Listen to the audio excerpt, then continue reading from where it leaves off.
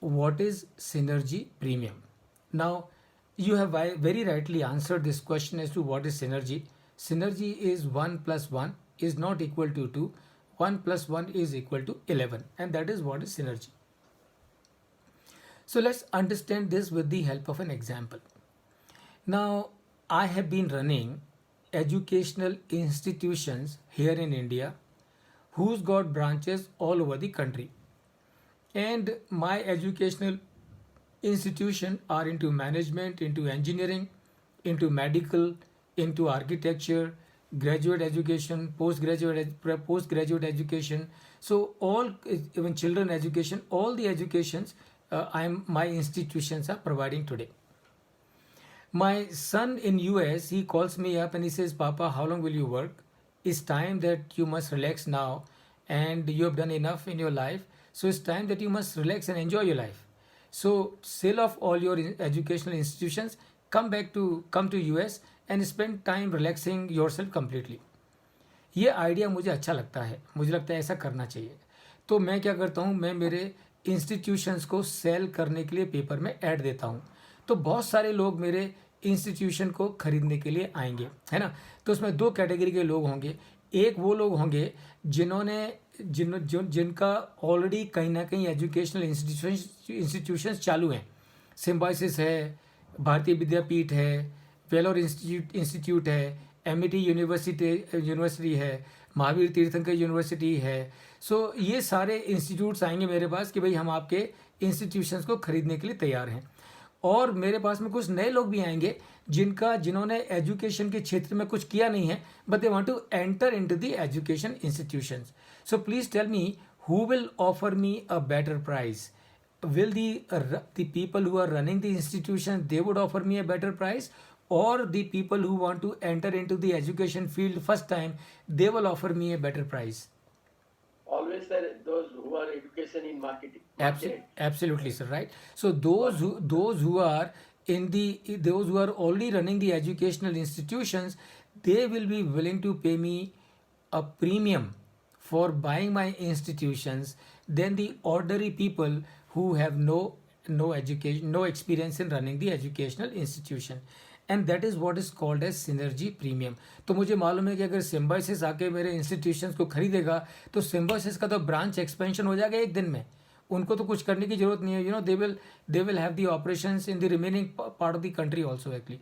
So that is known as synergy premium. जब जिस company को जो मैं सेल कर रहा हूँ, वो सेल करने से बायर को कुछ एक्स्ट्रा बेनिफिट होता है.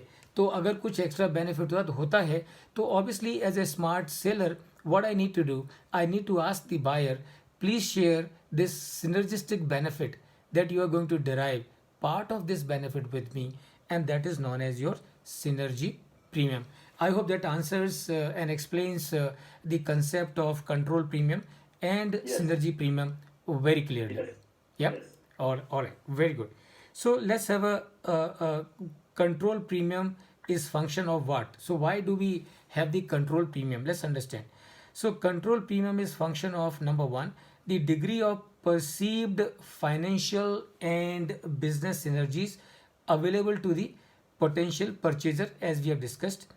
Presence of a rival bidder, which is a function of attractiveness of the subject company. So I gave you the example of Wipro being sold, and Infosys and TCS or any other company for that matter coming and bidding for that company. So that is presence of a rival bidder will give you the opportunity of commanding control premium. Opportunities of reducing managerial inefficiencies because you are transferring this company to someone who has additional benefit. However, please remember, these factors do not manifest in the same degree in respect of each subject company. And that is the answer once again to your question, कि what should be the control premium. So the control premium cannot be same in all the cases, and that is because the degree of the benefit that the buyer is going to get is not uniform, it is not standardized. So the amount of and the quantum of control premium will vary from the situation to situation. So therefore the acquisition premium applied for each takeover bid would not be expected to be the same. Methods of using this data in valuation of controlling interest will be guideline company method and the discounted cash flow method. So as I was explaining to you little while ago that if I want my buyer to pay me control premium, then I will need to demonstrate to him as to, because I'm selling this stake to you or because I'm selling this company to you, in addition to the normal benefits, you will have the controlling stake. That means you will be able to command and take interest in the management of the company, and that is the reason why you should pay me. And this is the cash flow of that amount, estimated cash flow of that benefit, and present value of that estimated cash flow comes to so much, and part of this you must share with me as control premium. So that is the discounted cash flow method. Second is guideline company method. Now what is guideline company method? Is very simple. Guideline company method is nothing but it is the same name for the comparable company method. तो अगर मेरी जिस company को मैं जिस company में मेरा stake sale कर रहा हूँ, अगर उस कंपनी में या उस तरह की किसी कंपनी में किसी और ने उसी तरह का स्टेक सेल किया है और उस स्टेक सेल के लिए जो सेलर है उसने कुछ कंट्रोल प्रीमियम कमांड किया है और अगर मुझे उसकी जानकारी है, so that becomes the basis on which I can ask the buyer of my holding to pay me the control premium. So this is how the amount and the quantum of control premium will be decided. I hope that explains it well. Yes, sir. Okay. But Prasanna sir, yes, please go ahead. Pramodji, हाँ जी. in case of this guideline company method, हाँ हाँ. if there is no listed company or there is no guideline company, then how do we? Very good. As a matter of fact, sir, what you are saying is absolutely right. See, that is the inherent limitation of the guideline company method or comparable company method. So at this point in time, once again, please remember it.